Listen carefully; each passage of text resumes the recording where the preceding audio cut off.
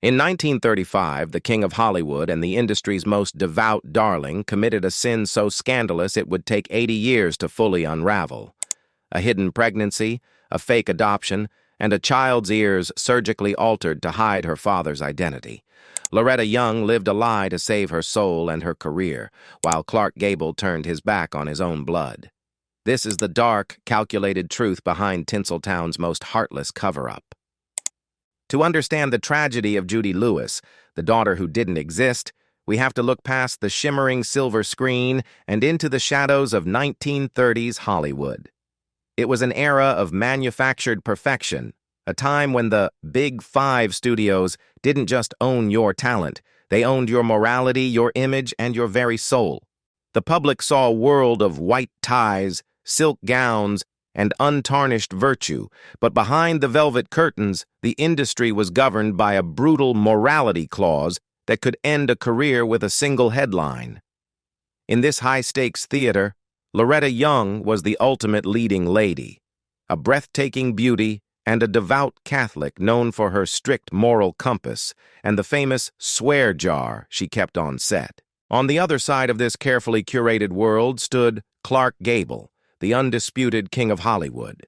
He was the rugged, hyper-masculine ideal that every man wanted to be and every woman wanted to be with. By 1935, Gable was at the height of his powers, but he was also a married man. When MGM sent their two biggest stars to the freezing, isolated wilderness of Washington State to film Call of the Wild, they expected a cinematic masterpiece. They didn't realize they were setting the stage for a scandal that would require a lifetime of lies to contain. The set of Call of the Wild was a grueling environment, far from the prying eyes of the Los Angeles gossip columnists. It was here, amidst the snow and the solitude, that the 22-year-old Loretta and the 34-year-old Clark began an affair that defied every rule of the studio system. For Loretta, it was a collision between her deep-seated religious guilt and the magnetic pull of the world's most famous leading man. For the studio, however, it was a looming PR nightmare that threatened their multi-million-dollar investments. They were playing with fire in an industry that burned anyone who broke the rules. As filming wrapped and the stars returned to the glitz of Tinseltown, the production seemed like just another success story for the archives. But while the cameras stopped rolling, a much more desperate drama was beginning to unfold in private. Loretta Young soon realized that her careless youth had resulted in a consequence that no swear jar or confession could fix. She was pregnant with the child of a married icon, and the iron-fisted studio fixers were already beginning to circle, ready to erase the truth before it could breathe. The machinery of the Golden Age was about to be put to its ultimate test as a mother prepared to go to unthinkable lengths to hide her own daughter from the world. But as the belly grew and the whispers started, Loretta Young realized that hiding the pregnancy was only the beginning of a much more terrifying deception. As the reality of the pregnancy set in, the shimmering lights of Hollywood began to feel like the bars of a golden cage. Loretta Young was 23, unmarried, and carrying the child of the world's most recognizable married man. In the 1930s, this wasn't just a personal crisis. It was a career death sentence. The public worshipped Loretta as a paragon of virtue, a saint in an industry of sinners. If the truth broke, she wouldn't just lose her contracts. She would be cast out of society entirely. But she wasn't alone in her fear. The studio, MGM, had millions invested in the king and his leading lady. They couldn't afford a scandal of this magnitude. This is where the fixers stepped out of the shadows. Men like Eddie Mannix and Howard Strickling were the dark alchemists of the studio system, paid to transform inconvenient truths into palatable lies. They didn't just manage reputations, they controlled lives. Under their direction, a master plan was hatched to make Loretta Young disappear from the public eye without raising suspicion. The narrative was simple. The star was suffering from a mysterious, lingering exhaustion. She needed rest, far away from the cameras and the prying eyes of the press. Loretta retreated into a carefully constructed isolation. She spent months hidden away in a small, nondescript house far from the glamour of Sunset Boulevard. It was a period of profound psychological warfare. Imagine the internal conflict.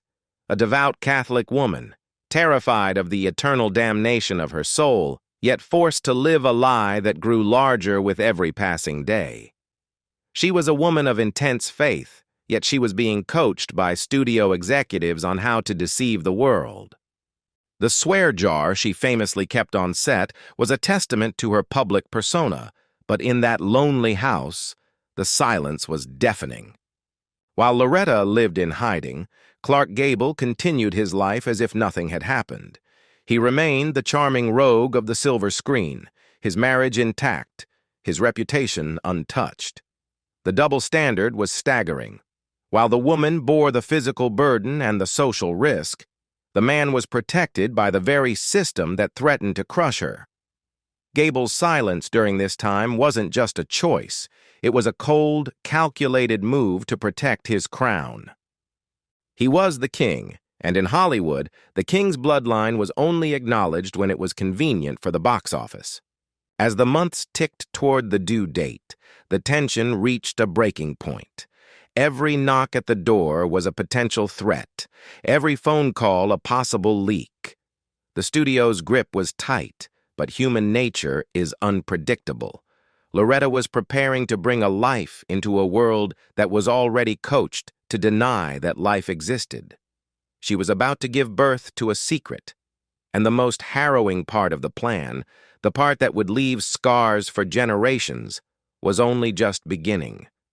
But how do you bring a baby back to Hollywood without a father, without a scandal, and without losing everything you've worked for? The answer was a deception so elaborate, it would make her films look like simple documentaries. In November 1935, a baby girl named Judy was born in the shadows. But there were no headlines, no celebratory cigars, and no proud father in the waiting room. Instead, there was a desperate mother and a set of instructions from the studio fixers. To keep the lie alive, Loretta Young had to do the unthinkable. She had to give up her own child to an orphanage. It was the only way to reset the narrative.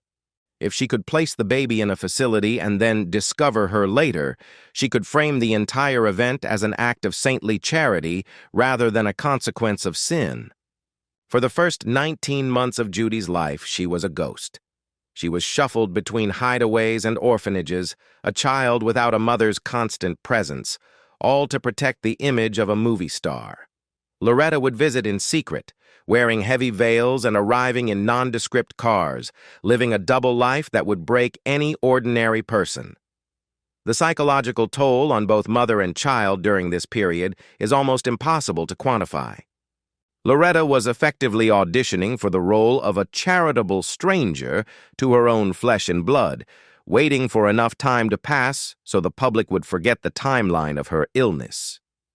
Finally, the stage was set for the adoption. Loretta announced to the world that she had decided to adopt 2 children, an elaborate ruse to make the arrival of a baby seem less suspicious. Later, she returned one child, claiming the mother had changed her mind, leaving her with only Judy. To the public, Loretta Young was a hero, a single woman opening her heart to a child in need. The press ate it up. The devout Catholic had found a way to channel her maternal instincts through the grace of adoption. It was a PR masterpiece, but inside the Young household, the atmosphere was anything but grace-filled. As Judy grew, the physical evidence of her parentage began to manifest in ways no script could hide. She didn't look like Loretta. She looked exactly like the man who was currently reigning over Hollywood. Most notably, she inherited Clark Gable's distinctively large, protruding ears. In a world where image was everything, these ears were a ticking time bomb. They were a biological brand that screamed the truth every time Judy walked into a room. The King's features were written all over her face, and the Hollywood Whisper Network, which never truly sleeps, began to hum with the truth. Loretta's response to this physical resemblance was as clinical as it was cruel. To protect the secret, she forced her young daughter to wear bonnets and hats at all times to hide her ears. When that wasn't enough, she took it to a horrific extreme. At just 7 years old, Judy was subjected to painful plastic surgery to have her ears surgically pinned back. It was a physical manifestation of Loretta's desperation, an attempt to cut away the truth from her child's very body. Judy Lewis grew up in a house of mirrors, raised by a woman she called Mother, but who insisted she was adopted. She was a living secret, a child whose very existence was a threat to the woman who gave her life. And while the world saw a beautiful family, the reality was a cold, narcissistic environment where the preservation of the lie was more important than the well-being of the child. But secrets of this magnitude have a way of seeking the light, and as Judy reached adulthood, the whispers she had heard her entire life were about to coalesce into a devastating realization. Growing up as the adopted daughter of Loretta Young was a masterclass in psychological disorientation. In the sprawling estates of Bel Air, Judy Lewis lived in a world where appearances were the only currency that mattered. Loretta, the woman she called Mother, was a vision of porcelain perfection and unwavering Catholic piety. She was the woman who famously fined anyone on her set for using profanity, putting the coins into a swear jar to atone for their linguistic sins. But inside the home, the atmosphere was thick with a different kind of sin, the sin of omission. Loretta was a woman of profound contradictions, a beauty who possessed a heart that many close to her described as chillingly narcissistic. To maintain the illusion of the saintly adoptive mother, Loretta had to distance herself from the biological reality of her daughter. This meant that every time she looked at Judy, she didn't see a child. She saw a threat to her carefully constructed legacy. Friends of the family, like Steve Rowland, the son of legendary director Roy Rowland, recalled that the secret was the worst-kept rumor in the history of the Hollywood Hills. Even as teenagers, the children of the elite knew the truth. They saw the Gable chin, the Gable eyes, and the lingering shadow of the king in the young girl's features. Yet, within the walls of the young household, the truth was a ghost that everyone saw but no one dared to name. This environment created a profound sense of isolation for Judy. She was being raised by a mother who was obsessed with her own image, a woman who treated life like a continuous film reel where she was both the star and the director. Loretta's narcissism meant that everything, even her daughter's upbringing, was filtered through the lens of how it made Loretta look. If Judy excelled, it was a testament to Loretta's guidance. If Judy struggled, it was a flaw in the adopted child's character. The psychological toll of being a biological accident, forced to play the role of a charitable acquisition, left Judy searching for an identity that was constantly being erased. But would a single afternoon of recognition be enough to heal 15 years of calculated abandonment? In the summer of 1950, when Judy was 15 years old, the ghost finally manifested. Clark Gable, the man whose face adorned every billboard and whose name was synonymous with American royalty, walked into Loretta Young's house. For years, he had been a distant figure, a man Judy saw on screen but never in her living room. There was no fanfare, no press, and certainly no admission of guilt. Gable was there as a guest, a fellow professional paying a visit to an old co-star. But for Judy, the air in the room suddenly became impossible to breathe.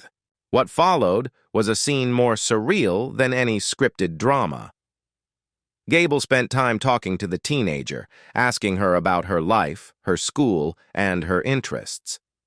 For a fleeting moment, the king stepped down from his throne to look at the daughter he had spent 15 years ignoring.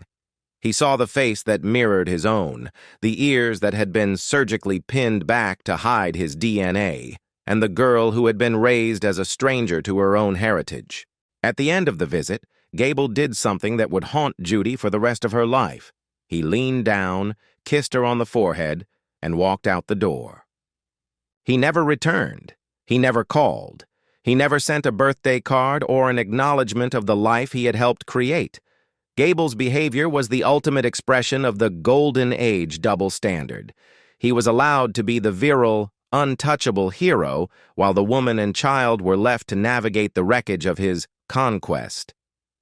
To Gable, Judy was a loose end, a biological liability that had been successfully fixed by Eddie Mannix and the MGM machine. He could afford to be charming for an hour because he knew that when he stepped back into his limousine, the studio would ensure his crown remained untarnished. The fixers had done their job too well. They had protected the box office, saved the contracts, and preserved the illusions.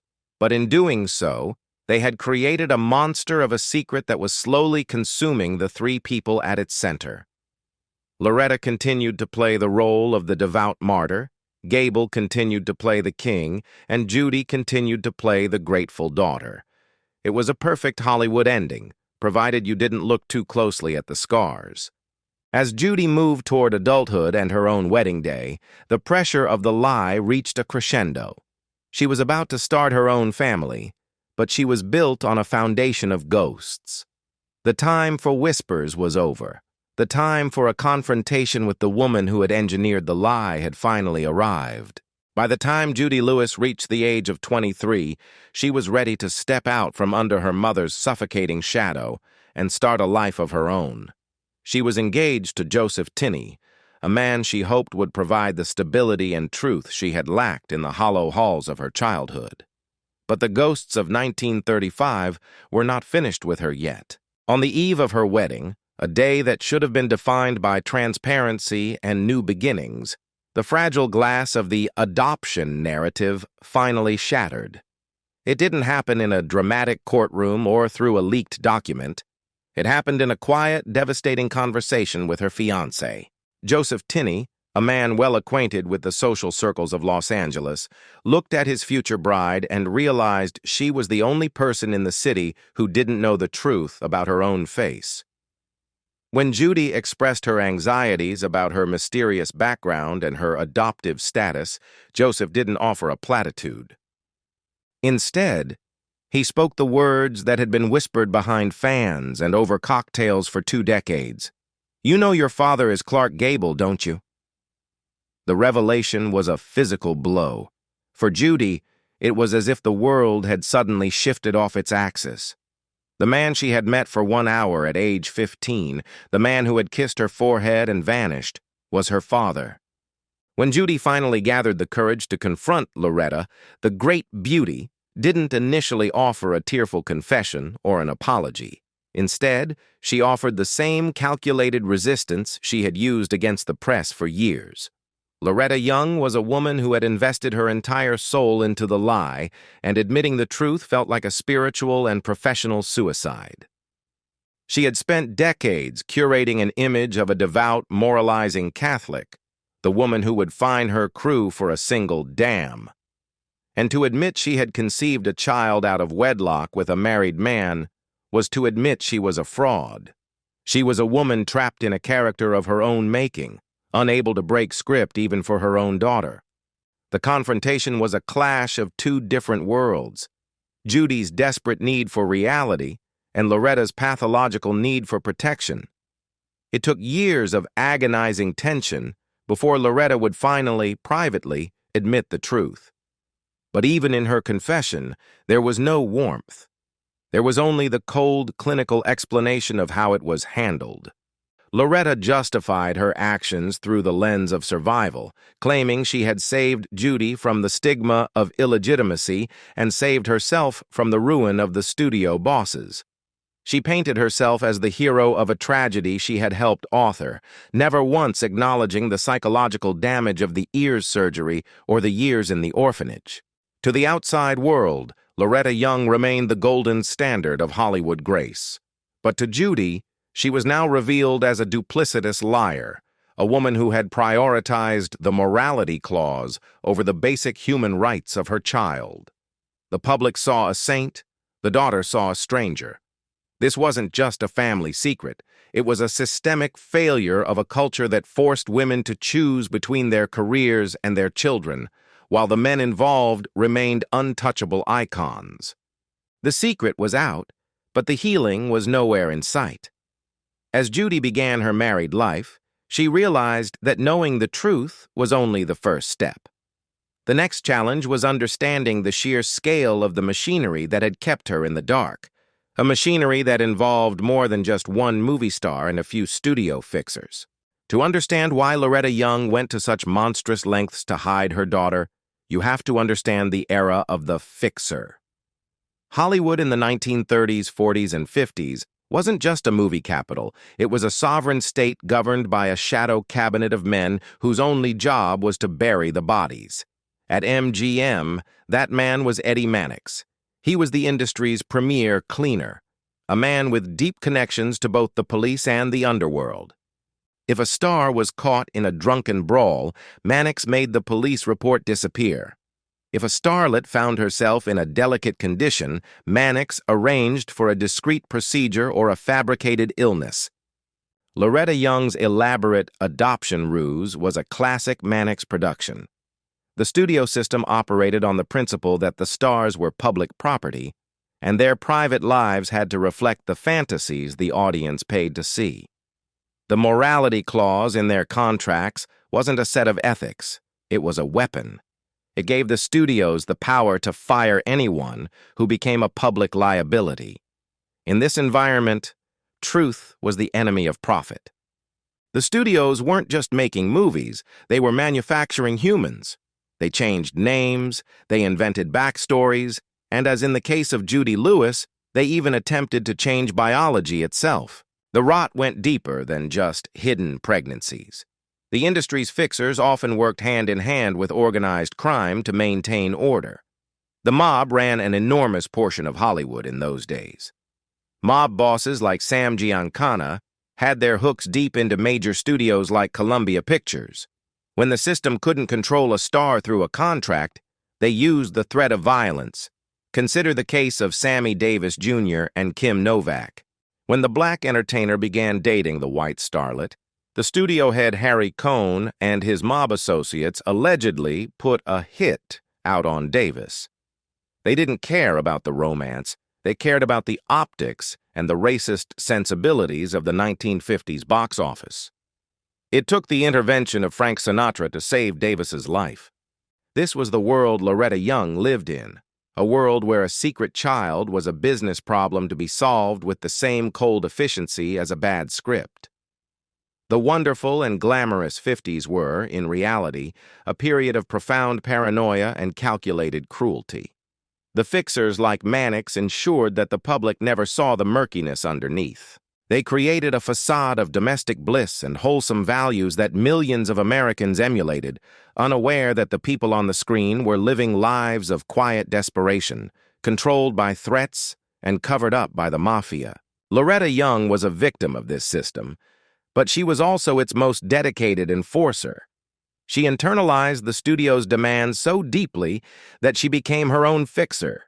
She didn't need Eddie Mannix to tell her to hide Judy. She had already learned that in Hollywood, your only value was your image. By the time the 1960s arrived and the studio system began to crumble, the damage was already done. The golden age was ending, but for the children of the stars, the era of reckoning was just beginning. As the old guard of Hollywood began to fade, the truth about the king and his secret daughter started to leak into the mainstream.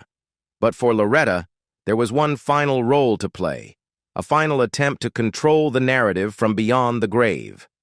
As the 20th century drew to a close, the iron grip of the golden age had rusted away, but Loretta Young remained a steadfast guardian of her own myth. She lived until the age of 87, a relic of a time when stars were celestial beings, far removed from the messy realities of the human condition. She had successfully transitioned from film to television, winning 3 Emmys and becoming a household name all over again with The Loretta Young Show. To the public, she was still the woman in the swirling silk gowns, the epitome of grace and Catholic devotion.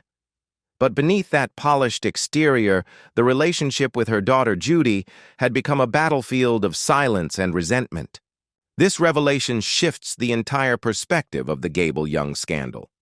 If Loretta had been the victim of a sexual assault by the industry's most powerful man, Her elaborate cover-up wasn't just an act of narcissism. It was a desperate survival tactic in a world that would have blamed the victim and protected the predator. She wasn't just hiding a sin.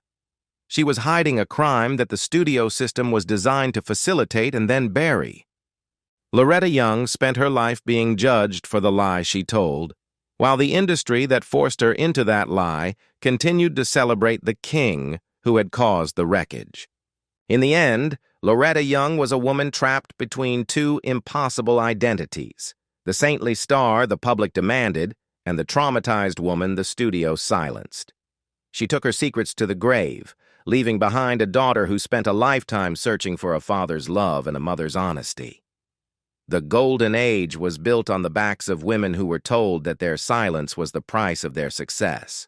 But as the sun set on Loretta's life, the shadow she left behind began to tell a story that no studio fixer could ever truly erase. The credits were finally rolling on a century of deception, but the echoes of Judy's silenced childhood would continue to haunt the halls of Hollywood long after the stars had faded. The story of Clark Gable and Loretta Young is more than just a piece of vintage gossip. It is a haunting reminder of the human cost of the Hollywood dream. Judy Lewis passed away in 2011, having spent her later years as a therapist and an author, finally finding the peace that the studio system tried so hard to deny her. She was a woman who proved that even when your very existence is treated as a scandal, you can still define your own truth. Clark Gable, the king, died in 1960, taking his silence to the grave and never once publicly acknowledging the daughter who carried his face into the future. Loretta Young remains a cinematic icon, but her greatest performance was undoubtedly the one she gave off camera, a 80-year masquerade that protected a legacy at the expense of a soul. Today, we look back at the golden age through a lens of nostalgia, mesmerized by the glamour and the grit. But stories like this remind us that the purity of that era was a manufactured product, sold to us by men in smoke-filled rooms who traded in human lives. The morality clause didn't make people better, it just made them better at hiding. As we peel back the layers of Tinseltown's biggest cover-ups, we are forced to ask, what is the true price of fame, and who really pays it? If you found this deep dive into Hollywood's darkest secrets compelling, please hit the like button and subscribe to join our community of film historians and truth seekers. We want to hear from you. Do you see Loretta Young as a calculating narcissist or a victim of a brutal era? Drop your thoughts in the comments below. We read every single one. Thank you for watching, and we'll see you in the next investigation into the shadows of the silver screen. Of the silver screen.